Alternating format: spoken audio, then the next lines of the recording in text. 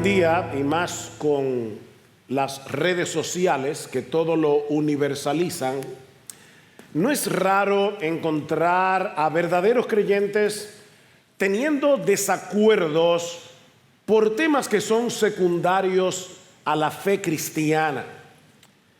Y lo que es peor, vemos cómo convierten esas diferencias en motivos de división o incluso de ataques públicos entre hermanos que han sido lavados por la sangre del mismo Señor y Salvador. Eso es triste, hermanos, muy triste. Ahora, con todo esto no estamos diciendo que la doctrina sea irrelevante. No, todo lo que Dios ha revelado en su palabra es importante, porque es la palabra de Dios. Pero no todo lo que ha sido revelado en la palabra tiene el mismo peso. No todo es esencial al Evangelio. Por ejemplo, todos los cristianos verdaderos creemos en la segunda venida de Cristo. Eso no es negociable. Maranata, Cristo viene. Pero no todos estamos de acuerdo en los detalles o en el orden de los eventos. Y esas diferencias, aunque son legítimas, no debieran ser causa de ruptura en la comunión cristiana. Sin embargo, hermanos, hay momentos en los que callar no es una opción.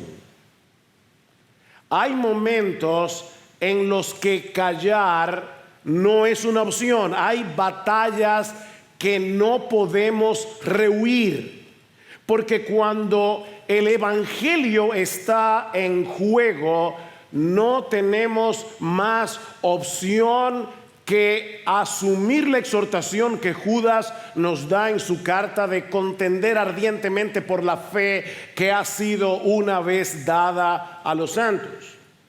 Y eso es exactamente lo que vemos en Hechos 15.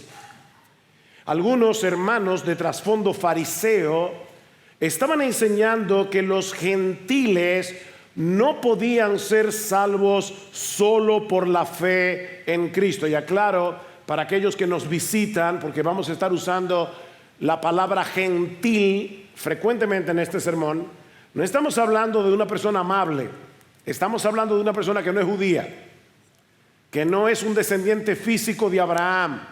Esos son los gentiles. Estos judaizantes, como se conocen, enseñaban que los gentiles que se convertían al Señor tenían que ser circuncidados, tenían que guardar la ley de Moisés. En otras palabras, enseñaban que Cristo no es suficiente. Moisés debía completar lo que Jesús había comenzado. Mis hermanos, esa discusión no fue un mero debate académico, era una cuestión de vida o muerte. Porque si aceptamos que hay algo más que debamos añadir al Evangelio para ser salvos, sea lo que sea, estamos destruyendo el Evangelio. Porque ya no estamos confiando solo en Cristo, sino en Cristo y algo más. Y cuando hacemos eso, estamos presentando una versión distorsionada del Evangelio, que es una especie de escalera hecha de fuerza humana o de esfuerzos humanos, que en vez de llegar al cielo te lleva al infierno. Así de serio es este asunto. Por eso es que esta discusión, que fue tan relevante en el primer siglo, sigue siendo tan relevante para nosotros hoy. Mis hermanos, la discusión, el debate que encontramos en Hechos capítulo 15 fue uno de los eventos más importantes de la iglesia primitiva y de toda la historia de la iglesia a lo largo de los siglos. Alguien decía que este es un evento bisagra, o sea, es donde la puerta se mueve para cerrarse o para abrirse. Es un evento al que debemos prestar muchísima atención. Yo no vine hoy aquí a dar una clase de historia, de algo que sucedió hace mucho. Nosotros vinimos aquí a proclamar, defender el Evangelio de Jesucristo. Hay al menos tres grandes verdades esenciales que nosotros podemos aprender de este pasaje que ya Lester leyó en parte al principio del servicio. En primer lugar, que debemos rechazar con firmeza todo mensaje que distorsione el Evangelio. Versículo 1 otra vez. Y algunos descendieron de Judea y enseñaban a los hermanos: si no circuncidáis conforme al rito de Moisés, no podéis ser salvos. Como Pablo y Bernabé tuvieron gran disensión y debate con ellos, los hermanos determinaron que Pablo y Bernabé y algunos otros de ellos subieran a Jerusalén a los apóstoles y a los ancianos para tratar esta cuestión. Ahora, déjenme poner en contexto esto que está pasando aquí, porque hace 3 semanas que se había interrumpido esta serie de Hechos. Si ustedes van a Hechos 14, se van a dar cuenta que Hechos 14 concluye con Pablo y Bernabé en la iglesia de Antioquía, dando testimonio de lo que había sucedido a través de la predicación del primer viaje misionero, cómo muchos gentiles se habían convertido al Señor. Y es precisamente esa conversión masiva de gentiles lo que provoca la inquietud que encontramos en Hechos 15 entre judíos ortodoxos que ahora profesaban ser cristianos. De hecho, vamos a ver más adelante que eran fariseos. Habían sido, como Pablo, fariseos. Ahora, debo aclarar, mis hermanos, que estos judíos no tenían ningún problema en el hecho de que los gentiles vinieran a ser parte del pueblo de Dios. Recuerden que ese dilema había sido resuelto unos capítulos antes, cuando Pedro visitó la casa de Cornelio. Así que, de paso, de entrada, los judíos no tenían problemas con eso, los judíos creyentes. La pregunta que ellos estaban planteando era la siguiente: ¿acaso no es necesario que ahora estos gentiles convertidos se hicieran judíos con todo lo que eso implica para ser parte de la comunidad del nuevo pacto? Esa es la pregunta.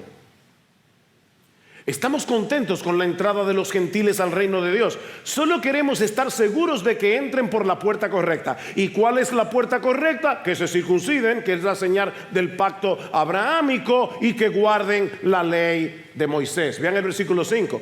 Pero algunos de la secta de los fariseos que habían creído se levantaron diciendo: es necesario. De paso, noten que en el versículo 1 dice: no podéis salvaros sin la ley, sin la circuncisión. Y ahora dice: es necesario. Es necesario que los gentiles se circunciden y guarden la ley de Moisés. Mis hermanos, nosotros tenemos que entender que durante siglos el pueblo de Israel había basado su identidad como pueblo del pacto, apartado del resto de las naciones de la tierra, por medio del rito de la circuncisión y por la obediencia a la ley.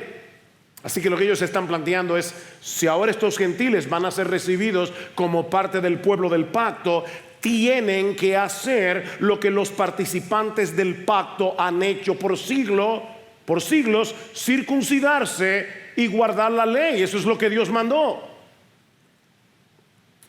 Para colmo, estos fariseos, estos judaizantes, decían haber venido de parte de Jacobo. Lo dice en el versículo 24, lo veremos más adelante. Pero esto complicaba las cosas, porque estos gentiles que están en Antioquía y en toda Asia Menor ahora van a recibir el mensaje de que la iglesia madre en Jerusalén está diciendo: Pablo y Bernabé les están predicando un evangelio incompleto, porque no los están obligando a circuncidarse y a guardar la ley de Moisés para ser salvos. En otras palabras, ellos están diciendo: Pablo está predicando un evangelio incompleto, y al mismo tiempo ellos están diciendo: Cristo no es suficiente. Cristo no es suficiente. Este asunto fue tan serio que Pablo y Bernabé no solo tuvieron un fuerte debate con ellos, lo vemos en el versículo 2, dice que tuvieron gran disensión.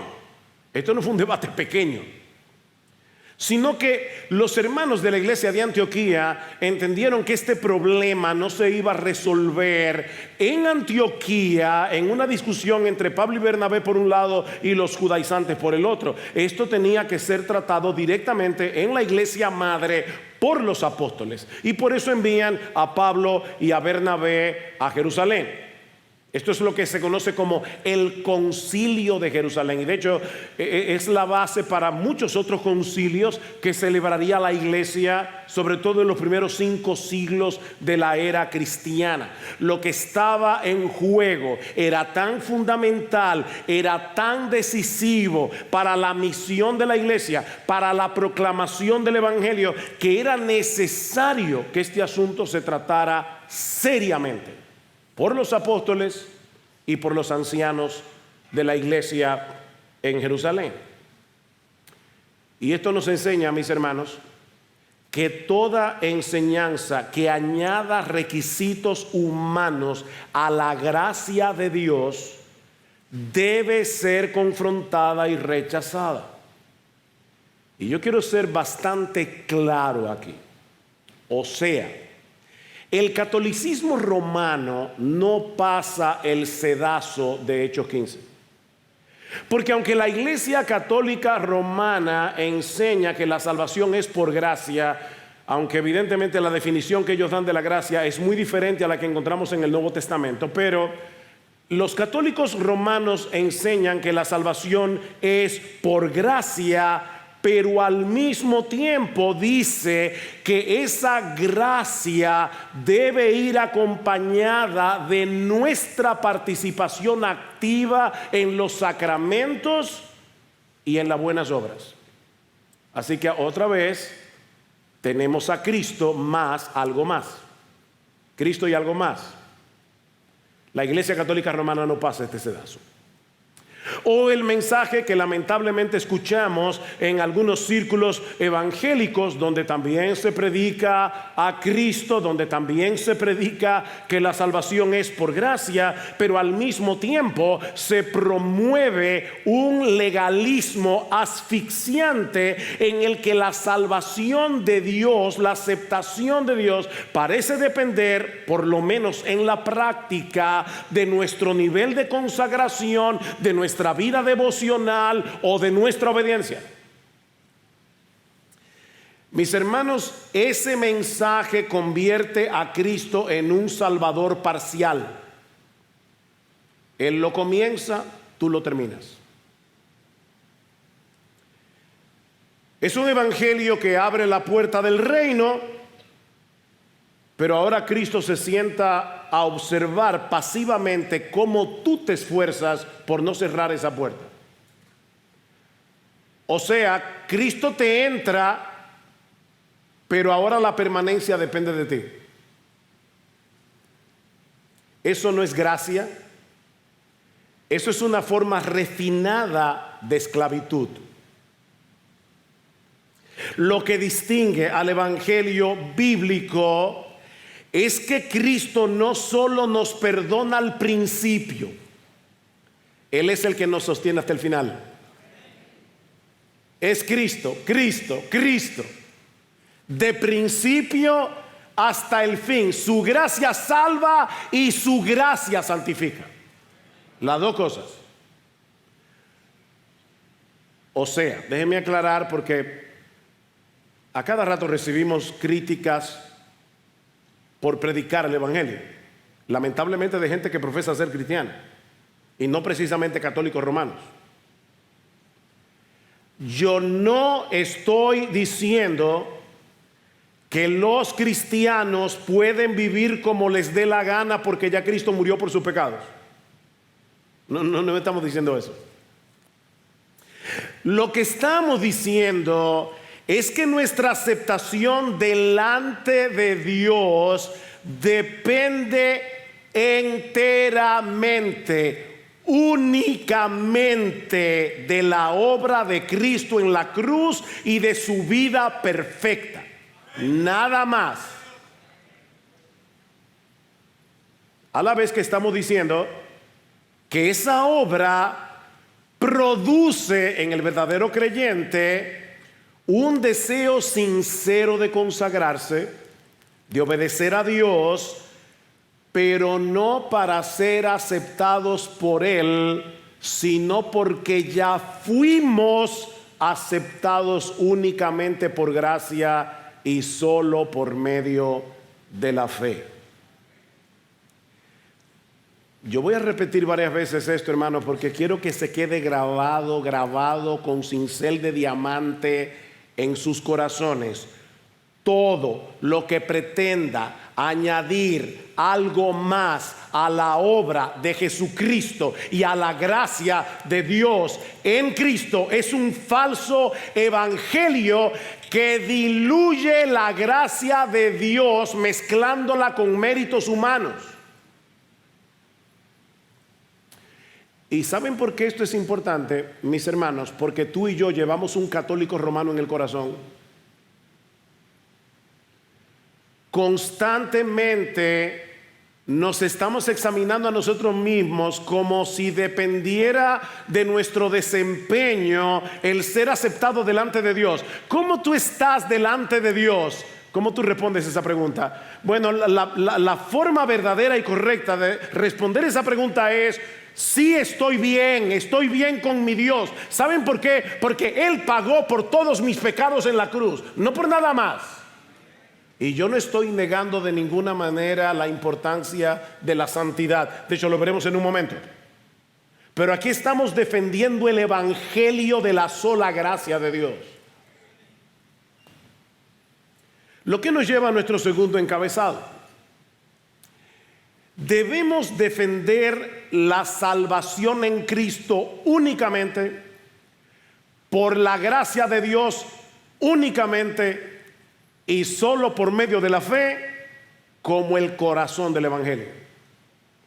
Dijimos hace un momento, no podemos tolerar nada que distorsione el evangelio. Ahora estamos diciendo que lo que este pasaje nos enseña es que la salvación en Cristo únicamente, por la gracia de Dios únicamente, solo por medio de la fe, es el corazón del evangelio.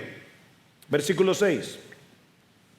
Entonces los apóstoles y los ancianos se reunieron para considerar este asunto, y después de mucho debate Pedro se levantó y les dijo: hermanos, vosotros sabéis que en los primeros días Dios escogió de entre vosotros que por mi boca los gentiles oyeran la palabra del evangelio y creyeran. Y Dios, que conoce el corazón, les dio testimonio dándoles el Espíritu Santo, así como también nos lo dio a nosotros. Y Dios, tenemos que suplirlo aquí, ninguna distinción hizo entre nosotros y ellos, purificando por la fe sus corazones. Este testimonio es sorprendente por lo que ya había sucedido en Gálatas 2. Si ustedes recuerdan, en Gálatas 2 Pablo tuvo que reprender públicamente a Pedro porque Pedro hipócritamente se estaba retrayendo, no comía con los gentiles no circuncidados cuando vinieron hermanos supuestamente de parte de Jacobo, el mismo problema que vemos aquí. Y Pedro se retrajo y quiso Pablo lo reprendió públicamente. Sin embargo, Pedro aprendió la lección, y ahora, por la gracia del Señor, aquí lo vemos defendiendo la postura de Pablo, que es la postura de Cristo, que es la postura del evangelio. Hay tres argumentos cruciales en el testimonio de Pedro, y me sorprende, obviamente guiado por el Espíritu Santo, la sabiduría que Dios le dio. Primero, Pedro dice: Dios me escogió para que le predicara el evangelio a los gentiles. Eso no fue idea mía. De hecho, recuerden que tuvo Dios que bajar un lienzo 3 veces para enseñarle a Pedro que no debía hacer acepción de personas. Así que Pedro está diciendo, primero, el evangelio llegó a los gentiles no porque a este genio se le ocurrió, es porque Dios me reveló que yo tenía que ir a predicar el evangelio. Segundo, Dios, que conoce los corazones, dio testimonio de que aceptaba a estos gentiles como suyos, dándoles el Espíritu Santo. ¿Qué argumento? Ellos no se circuncidaron, ellos no guardaron la ley, solo oyeron la predicación del evangelio, creyeron, y Dios, dice Pedro, que conoce los corazones, dio testimonio de que su conversión era genuina, de que eran aceptados como parte del pueblo de Dios, porque Dios les dio el Espíritu Santo.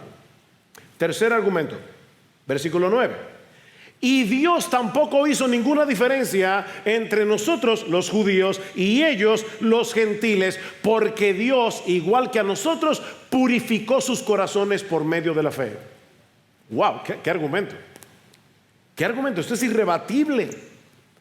Está claro que esto fue una obra de Dios, que no puso como requisito la circuncisión de los gentiles ni la obediencia a la ley para salvar y aceptar a estos gentiles. Versículo 10. Ahora pues, ¿por qué tentáis a Dios poniendo sobre el cuello de los discípulos un yugo que ni nuestros padres ni nosotros hemos podido llevar? En otras palabras, Pedro les está diciendo: ¿van ustedes ahora a provocar a Dios rechazando lo que Él mismo reveló de una manera tan clara, que los gentiles han sido aceptados en el pueblo de Dios solo por la fe?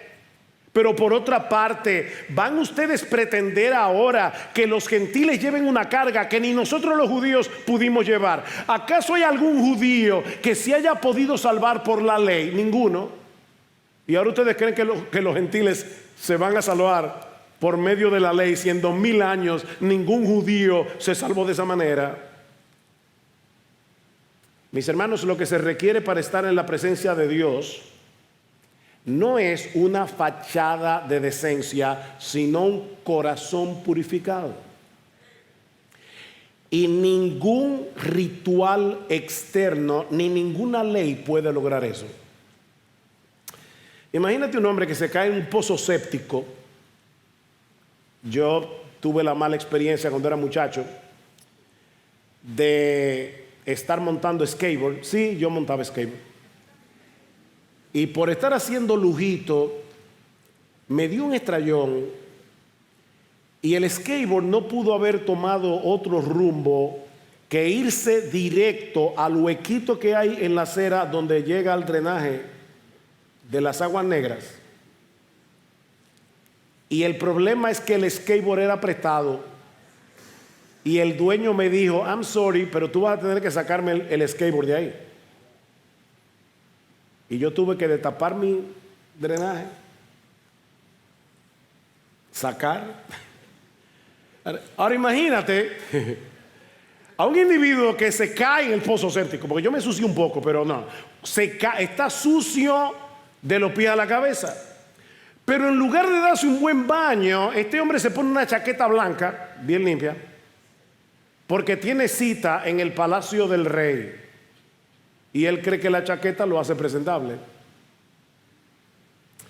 Bueno, eso es lo que hacemos nosotros cuando creemos que ciertos rituales o reglas pueden hacernos aceptos delante de Dios. Es como cubrir con una chaqueta blanca un alma empapada de pecado y de inmundicia. Eso no sirve, mi amigo. Eso no funciona. La ley ceremonial nunca tuvo el propósito, nunca tuvo el poder de purificar el corazón. El propósito de esas leyes ceremoniales y purificadoras del Antiguo Testamento era apuntar más allá, fuera de sí misma. Estaba apuntando hacia aquel cuya sangre nos limpia de todo pecado. Así que por medio de la fe, es lo que Pedro está diciendo en el versículo 9, Cristo no nos da una mera fachada de decencia, Él nos da un nuevo corazón. Él purifica el corazón, como hizo con estos gentiles en casa de Cornelio. Así que nuestra salvación no depende de nuestro desempeño religioso, no depende de que guardemos ciertos rituales, no depende de que guardemos ciertas ceremonias, depende únicamente de lo que Cristo hizo por nosotros en la cruz, solo por gracia, solo por medio de la fe. Vean el versículo 11. Creemos más bien que somos salvos por la gracia del Señor Jesús, de la misma manera que ellos también lo son. Pedro termina de hablar y ahora le toca el turno a Pablo y a Bernabé. Versículo 12, toda la multitud hizo silencio y escuchando a Bernabé y a Pablo que escuchaban, que relataban las señales y prodigios que Dios había hecho entre los gentiles por medio de ellos. Y otra vez la implicación es la siguiente: esta obra poderosa que hizo Dios entre los gentiles no la hizo porque ellos se circuncidaron, no la hizo porque ellos guardaron la ley, simplemente escucharon el evangelio, creyeron y Dios obró. Pero el debate no había concluido todavía. Quedaban cosas por tratar, sobre todo a la luz de la realidad, y esto es muy importante para entender lo que sigue, a la luz de la realidad de que los miembros de la iglesia, judíos y gentiles, estaban aprendiendo a convivir entre sí.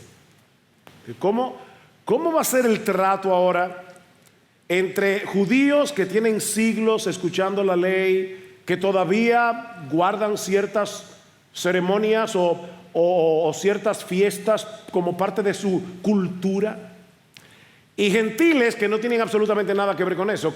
¿Cómo van a convivir entre ellos? ¿Y cómo se va a defender el evangelio con esta diferencia? Eso nos lleva a nuestro tercer encabezado. Debemos cuidar la unidad sin comprometer la verdad. Debemos cuidar la unidad sin comprometer la verdad. Versículo 13. Cuando terminaron de hablar, Jacobo respondió diciendo: escuchadme, hermanos. Simón, no deja de ser interesante que Jacobo usa el nombre hebreo, judío, no hebreo, pero sí judío, de Pedro. Pedro era un nombre griego, Simón era un nombre judío. Así que a propósito, ahora Jacobo dice Simón, y de paso, otra cosa más, ya en este capítulo Pedro desaparece para siempre del libro de los Hechos. Por eso les decía que este pasaje es una bisagra. O sea, hasta este momento Jerusalén es la iglesia madre. A partir de Hechos 15, la iglesia en Antioquía va a tomar la prominencia.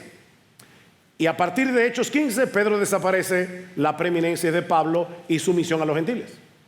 ¿Ven por qué es una bisagra este capítulo? Simón ha relatado cómo Dios al principio tuvo a bien tomar de entre los gentiles un pueblo para su nombre. Y con esto concuerdan las palabras de los profetas, tal como está escrito, y ahora cita Amós.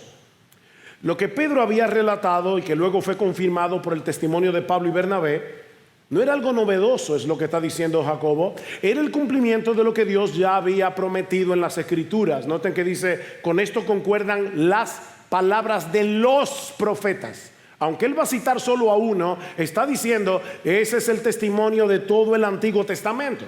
La pregunta es: ¿y con qué es que concuerdan las palabras de los profetas?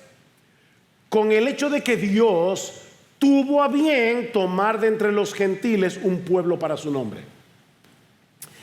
Y esta es una referencia indirecta a varios textos del Antiguo Testamento.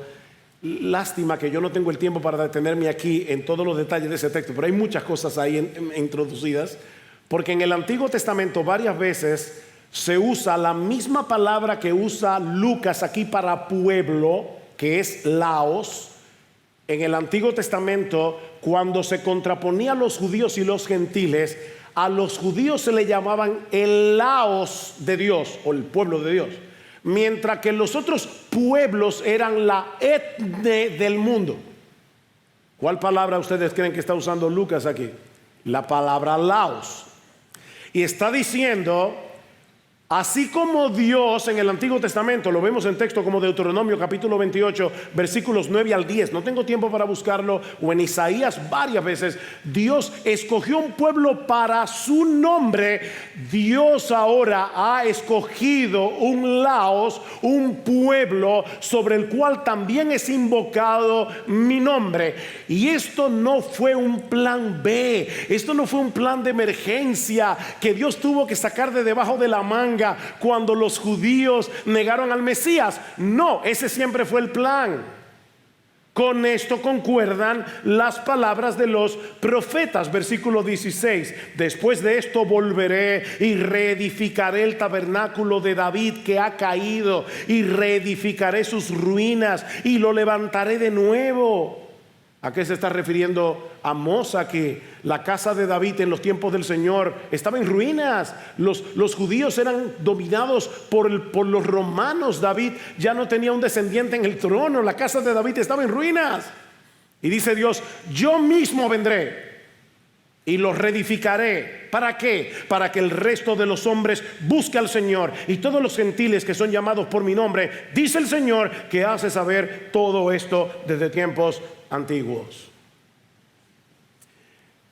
Mis hermanos, este texto es maravilloso, y debería, a nosotros que somos dominicanos, bueno, aquí yo sé que hay cubanos, argentinos, colombianos, peruanos.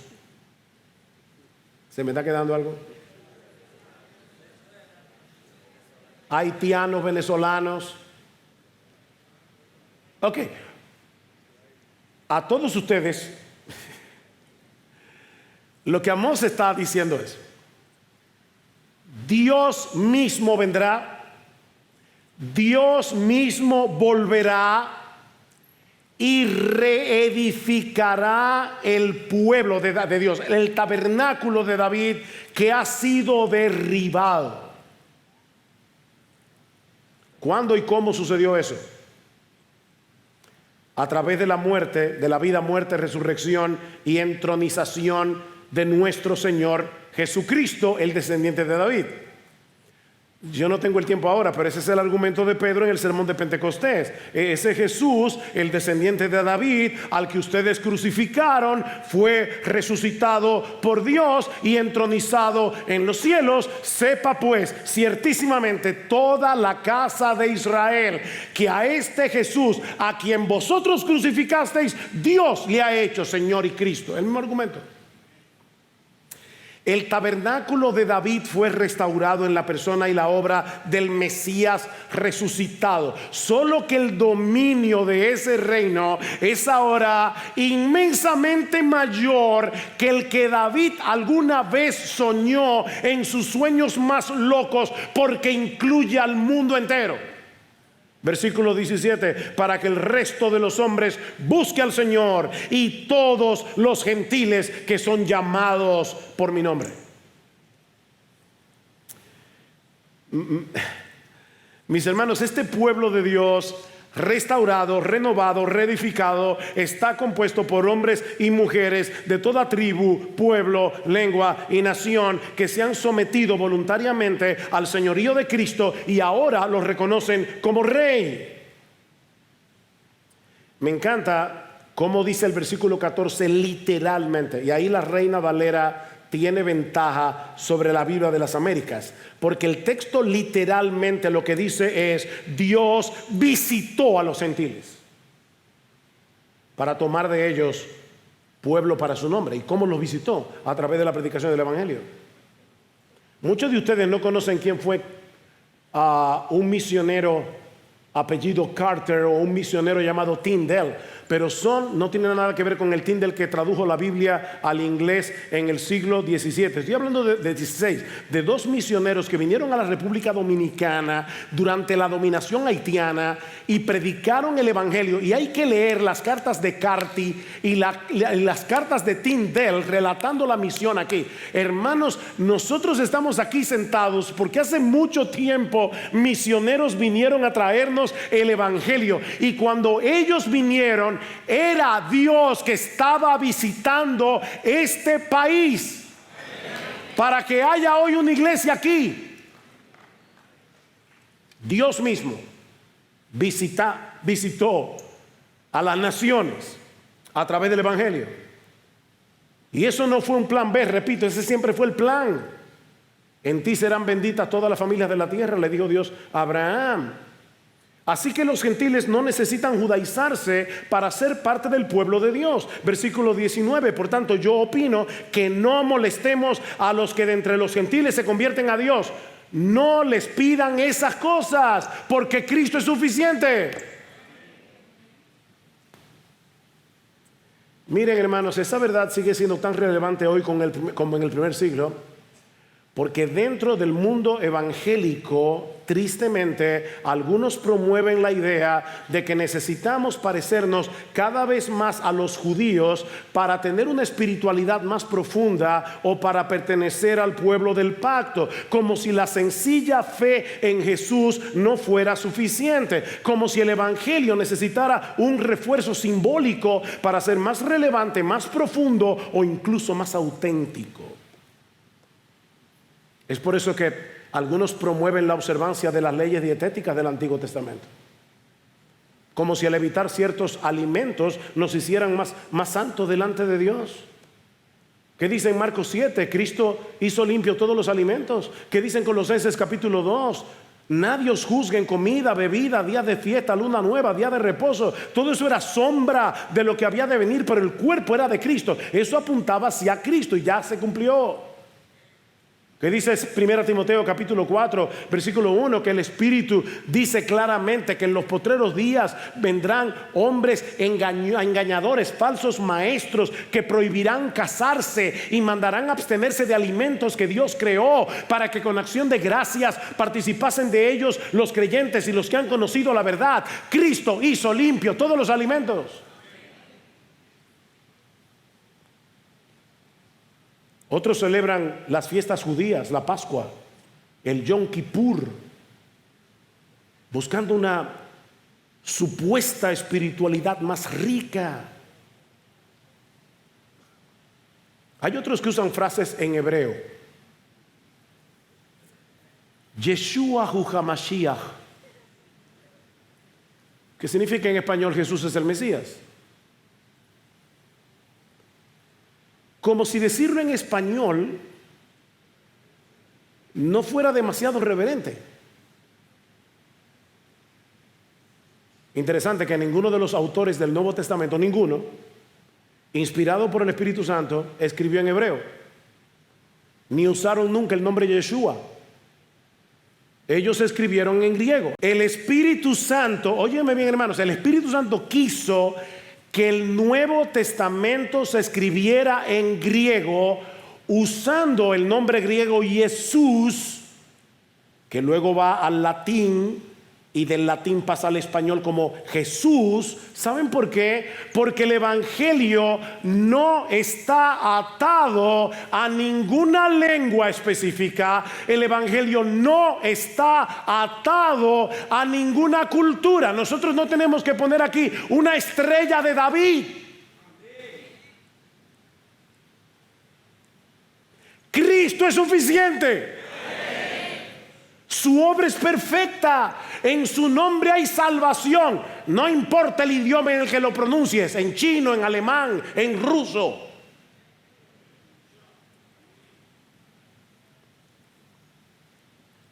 Si estamos unidos a Él por medio de la fe, ya pertenecemos al pueblo del Mesías. No necesitamos nada más. Alguien puede estar pensando, pastor, ¿y eso es tan importante? Claro que lo es, porque buscar una espiritualidad más auténtica, regresando a las sombras del antiguo pacto, eso no nos acerca más a Dios. Al contrario, nos aleja de la simplicidad y pureza del evangelio. Divide al pueblo de Dios entre los que son más auténticos y nosotros que hablamos en español. Y en una forma sutil pone en dudas la suficiencia de Jesucristo. No, esto no es menor, esto es peligroso. No permitan nunca, hermanos, que nadie venga a este púlpito a judaizar esta iglesia hasta que Cristo vuelva. Pero todavía había un problema que resolver en el concilio. Ya sabemos, los creyentes judíos no deben judaizar a los gentiles, pero ¿acaso no deberían los gentiles ser sensibles a ciertos escrúpulos de los judíos?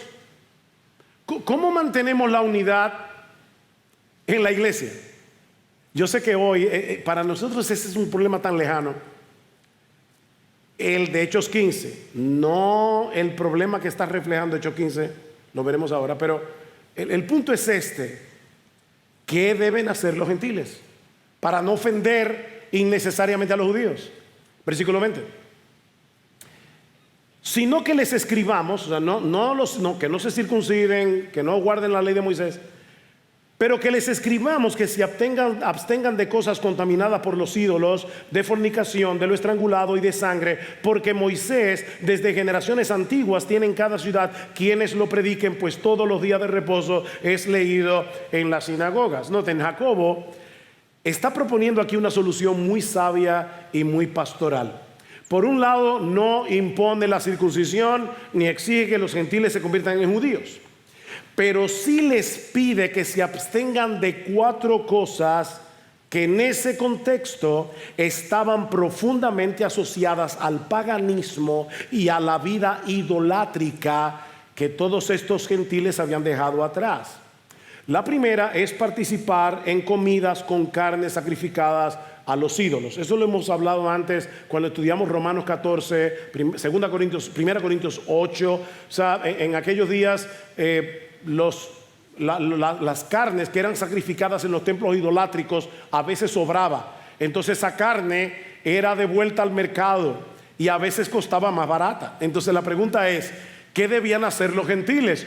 Oh, mi hermano, un ídolo no es nada en el mundo, cómprate tu filetico aunque haya sido sacrificado a los ídolos. Pero si estás en un contexto judío, no lo hagas, porque es una ley de amor. O sea, no es que eso te hace más santo, no es que por eso vas a ser salvo, o que si lo haces vas a perder tu salvación. Es una regla de amor. ¿Por qué vas a ofender a un hermano tuyo de trasfondo judío diciéndole: wow, este filetico que nos estamos comiendo me costó por la mitad? ¿Y por qué haces eso? ¿O porque yo soy libre en Cristo? No, tú no eres libre para ofender a tu hermano. Entonces no hagas eso. Segundo y tercero, las otras dos, la sangre y lo estrangulado, tiene que ver con la prohibición de comer carne con sangre. En el caso de los animales estrangulados, un judío no podía comerlo en la antigua ley, en el Antiguo Testamento, porque no se le había drenado la sangre, lo cual hacía que esa carne no fuera apta, no era kosher para ellos. Por eso se esperaba que los gentiles, vuelvo y repito, cuando estaban en un contexto judío, evitaran esos alimentos como una forma de no ofender innecesariamente a sus hermanos. Es una regla de amor. La cuarta prohibición es la más complicada: inmoralidad sexual o porneia, fornicación. Aunque esta no es una costumbre ceremonial, es un pecado moral que está prohibido desde siempre. Parece aquí, por el contexto, estar vinculada con la adoración idolátrica otra vez. Porque cuando se celebraban esos cultos idolátricos donde se comía comida sacrificada a los ídolos, muchas veces terminaban en una orgía sexual. Recuerden que yo les decía que Antioquía era reconocida por su inmoralidad sexual. Ahora imagínense a un cristiano gentil. Casi todos los gremios tenían una diosa, y el día, como aquí ¿cómo se llama eso? Los días de los santos, que se hacen se me fue la palabra de la cabeza.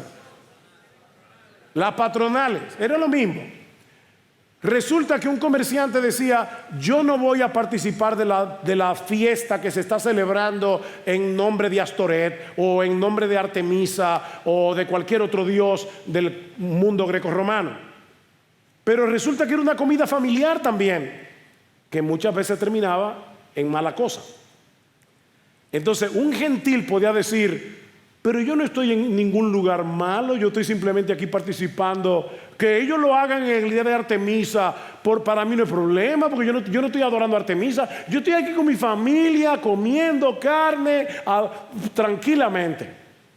Pero un judío ve eso y dice: uy, uy, uy. O sea, tú que eres cristiano, ¿estás en ese contexto? y vas a poner un tropiezo. Ahora, hermanos, algunas de estas cosas, como comer carne sacrificada a los ídolos o comer carne que no ha sido debidamente drenada, ya no es un tropiezo en nuestra cultura, pero el principio permanece. Pastor, ¿se puede comer morcilla? Me imagino que algunos tenían eso en la cabeza. Personalmente, yo creo que sí. Nosotros estamos en un contexto sumamente diferente. A mí no me gusta la morcilla, pero es un problema de gusto. Ahora, religiosamente, no, yo no creo que esta carta es vinculante para toda la iglesia a través de todas las épocas, porque lo dice el versículo 21, porque Moisés tiene quien lo predique. O sea, están en un contexto muy particular. Están diciendo, la iglesia ahora mismo está compuesta de judíos y gentiles. Los judíos todavía no entienden bien cómo es esto del nuevo pacto, están aprendiendo. Entonces, óyeme, abstente. Ahora, hay ciertos contextos en los que tal vez tú no debes comer morcilla, porque la persona que está ahí sentada en la mesa contigo cree que eso es pecado. En mi libertad en Cristo. No es tu libertad. Cristo te hizo libre para que tú aprendas a amar a Dios y amar a tu prójimo. No para que tú hagas con libertad lo que tú quieras. Hermanos, hay lugares que un cristiano no debe visitar, porque en nuestra cultura esos lugares se asocian con la mundanalidad. Esos lugares se asocian con pecado. No debes hacerlo. Punto. Y si tú crees que no puedes dejar de hacerlo, entonces pregúntate si tú no estás idolatrando esas prácticas. Hermanos, ¿qué dice Pablo en 1 Corintios 8:13? Si la comida le es a mi hermano ocasión de caer, no comeré carne jamás, para no poner tropiezo a mi hermano. Romanos 14, decidid no poner tropiezo u ocasión de caer al hermano en cualquier cosa. Lugares que visitas, cosas que tomas. Hay contextos en los que tú puedes beberte una copa de vino y nadie va a tropezar con eso. Pero hay otros contextos en los que tomarse una gota de alcohol de cualquier cosa puede ser un problema. Mi hermano, abstente. Dice Pablo, yo sé y confío en el Señor Jesús, que nada es inmundo en sí mismo, mas para el que piensa que algo es inmundo, para él lo es. Pero si por causa de la comida tu hermano es contristado, ya no andas conforme a la ley del amor. ¿Ven el balance? Sí tenemos libertad en Cristo. No estamos bajo el yugo de un sistema ritual que ya fue cumplido, pero esa libertad no debe ser usada como excusa para herir a otros o para cerrarle la puerta del evangelio a nadie. El amor que Cristo derramó en nosotros debe llevarnos a vivir con sensibilidad, con humildad y con un compromiso profundo por la unidad del cuerpo. Ese es el espíritu que vemos en el concilio de Jerusalén. La iglesia envía una carta, está en los versículos 23 al 29. No la voy a leer aquí, la pueden leer en sus casas. Alguien decía que esta es la carta más importante, una de las cartas más importantes de toda la historia. Porque ahí vemos cómo trató la iglesia ese problema que todavía sigue subsistiendo al día de hoy. ¿Qué hace la carta? Desautoriza a los judaizantes, respalda la misión de Pablo y Bernabé y al mismo tiempo le dice a los gentiles: sean sensibles. El Espíritu Santo, dice en el versículo 28, nos ha parecido bien al Espíritu Santo y a nosotros decirles eso, sean sensibles. ¿Qué pasó cuando esa carta llegó a los gentiles? Dice que la carta fue de mucho consuelo y gozo, versículo 30. Así que ellos, después de ser despedidos, descendieron a Antioquía, reunieron a la congregación, le entregaron la carta y cuando la leyeron se regocijaron por el consuelo que les impartía. Siendo Judas y Silas también profetas, exhortaron y confortaron a los hermanos con un largo mensaje. Y luego Pablo y Bernabé se quedaron en Antioquía. Silas se quedó también predicando la palabra. Hermanos, ¿qué nos enseña todo esto? Que la doctrina sana no divide al pueblo de Dios, lo edifica, lo consuela. Cuando se defiende la verdad en amor, la iglesia florece y el evangelio avanza. Déjame hacerte una pregunta. ¿Cuál es tu principal interés? ¿Defender tu libertad o que el evangelio se propague? ¿Defender tu libertad o mantener la unidad de la iglesia? En conclusión, este pasaje nos recuerda que el evangelio no necesita ser mejorado, el evangelio no necesita ser actualizado, el evangelio no necesita ser completado. El evangelio es perfecto porque Cristo es perfecto. No necesitamos nada más fuera de Cristo, ni para ser salvos, ni para ser santos. Cristo es suficiente. Por eso debemos rechazar con firmeza cualquier mensaje que intente añadirle algo a la obra de nuestro Señor Jesucristo.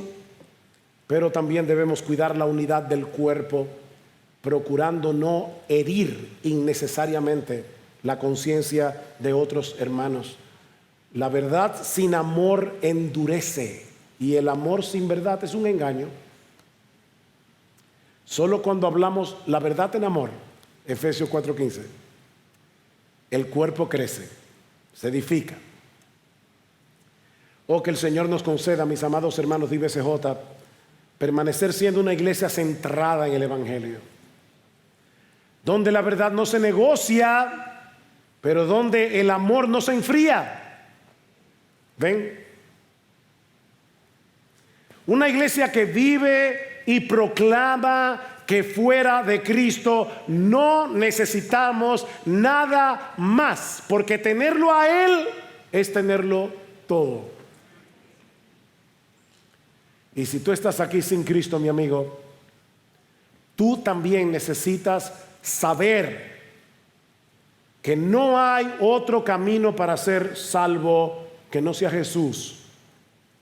No hay religión, no hay esfuerzo humano, no hay buenas obras para que puedas limpiarte de tu pecado y reconciliarte con Dios. Solo Cristo, solo Cristo, solo su sangre derramada en la cruz, solo su justicia perfecta puesta en tu cuenta por medio de la fe.